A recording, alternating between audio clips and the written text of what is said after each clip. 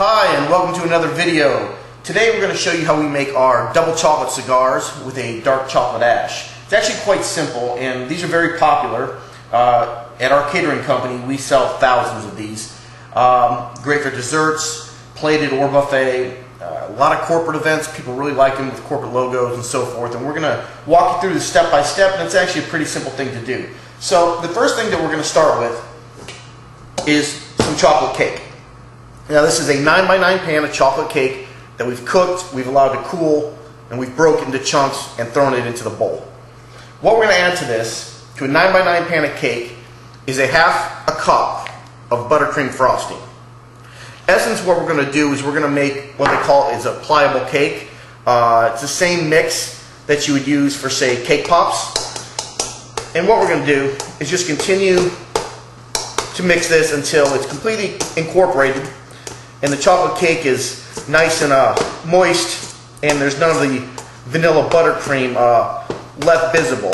So in the interest of time, what we're going to do is we're going to set this aside, as I've already got some made up. Okay, so we're going to move this. And what we got is this right here. And this is just chocolate cake that's got the buttercream in it. And like I said, this is the same kind of stuff they would use for cake pops, where they would roll it, you know, to a ball shape and then put it on a stick, dip it in chocolate, decorate it. We're going to do a little something different with today. What we're going to do is we're going to take about a cake pop size, okay, but we're actually going to roll it into a log as opposed to a more a cigar shape, something like that. Okay, now we're going to take something like this, we're going to put it in the refrigerator, we're allow it to get good and firm.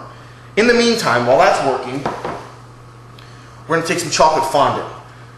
This is just plain old dark chocolate fondant, probably maybe a little smaller than a ping pong ball. You want to roll it in your hands, kind of loosen it up as best you can. And what we're going to do with this, we're going to use this actually as the tobacco leaf that's actually going to hold the cigar. So we're going to take a piece of plastic wrap. Give me a second here. Alright, we're going to lay this out. Now we use plastic wrap for a couple of different reasons. It makes the rolling process easier, but more importantly, it adds a really nice texture, believe it or not, to the actual fondant. Got a fondant rolling pin, and we're just going to roll it out, and we're going to stop every few rolls, unwrap it, and rewrap it. It does tend to get a little sticky. Roll it this way, maybe we'll turn it this way, roll it up this way a little bit, and what we're trying to do is get this really nice and thin. And I don't know if the camera can pick this up or not.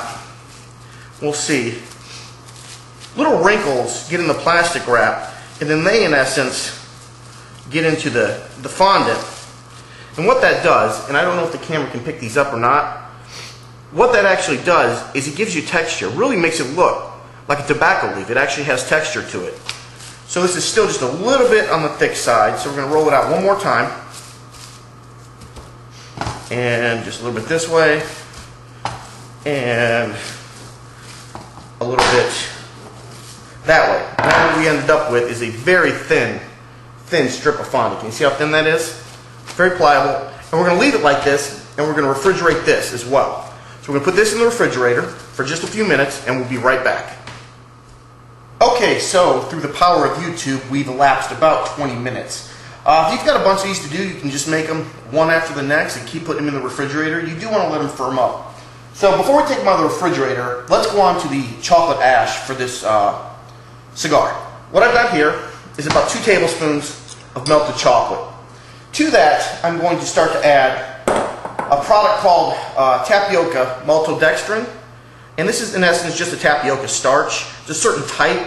It allows high-fat liquids such as chocolate to become powder. And that's kind of what we're doing. So I put a little bit in, probably about, I've spilled a little bit, 3/4 of a cup, and we're just going to use a spoon and mix it around. And it's going to bind to that chocolate, and it's going to create this fantastic, what we like to call this fantastic ash. And it doesn't take, you can do this in a food processor if you need to make a bigger batch, but for what we're using it for, this is going to work just fine. So we're just going to keep working it in. Stirring it as we need. You can see it's coming together right before your eyes. The trick is to get enough maltodextrin in here that you get a nice ash so it's not wet, but at the same time you don't want to overdo it. This looks like it's going to take just a little bit more. So I'm going to add just a little bit more. It's still looking a little bit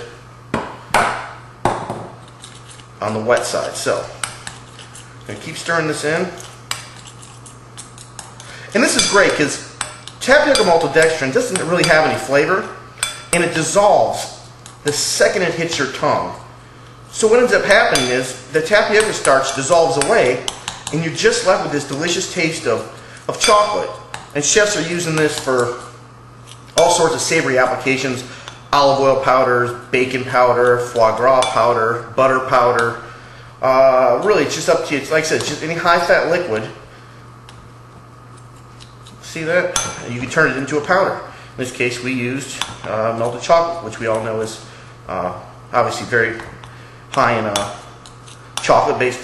very high in fat based on the type of chocolate you get. Okay, so what we're done with is we've just got this wonderful, look at that, wonderful, delicious little powder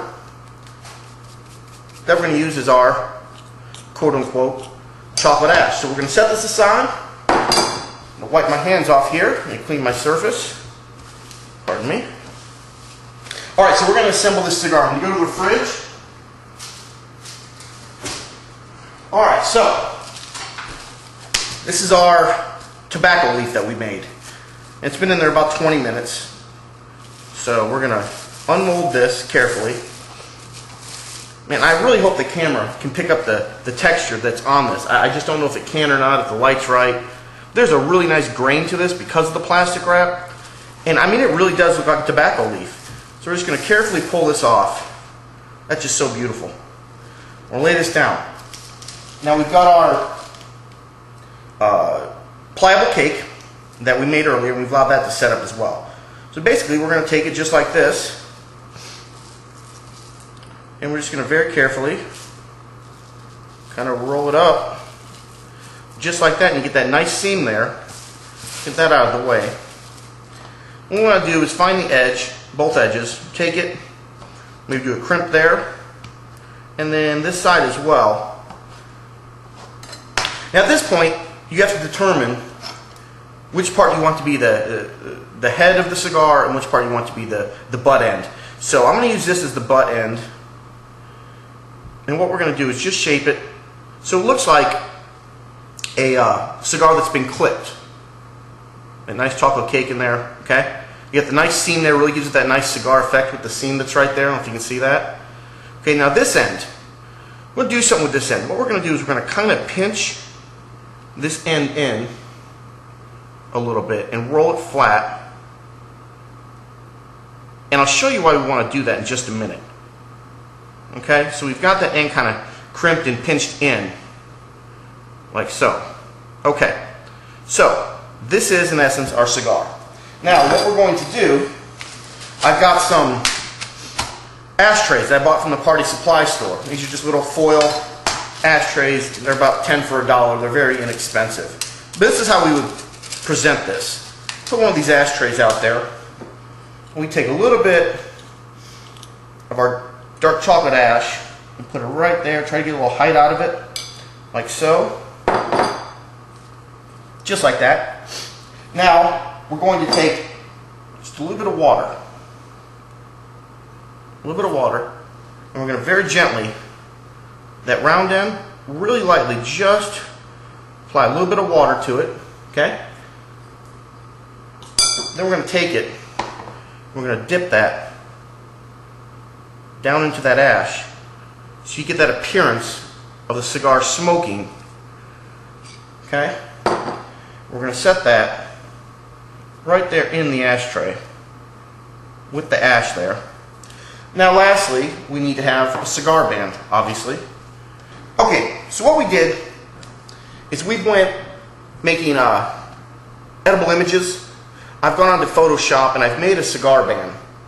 And I don't know if you can see it, I'll hold it up kind of close. This one says, I made these to say Cuban, okay? Just made them in Photoshop. And then we've got the equipment here at our catering company where we can actually print these logos onto frosting paper using food coloring. Now if you don't have that, or if you don't have any reason to have that, check out a local cake shop or bakery in your community someone's going to have it, and they can make these for you. It's going to be relatively inexpensive. So what we did is we printed out a half sheet of these, and we just take an X-Acto knife, and we've just kind of gone around and basically traced them out. And that's what we have here, just a little, you can see that, little cigar band. So what we're going to do is just take a little bit of water, ever so slightly, and just going to apply it. I'm going to lay this on here, very carefully tuck the edges in, just sit down flat. Well, there we go. You got a dark chocolate cigar. I'll hold it up maybe. You got a double dark chocolate cigar with a dark chocolate ash and a little bit of a edible Cuban cigar band. These are really neat. We sell a lot of them. People really like them. And they're simple. They're simple to make. So give them a try.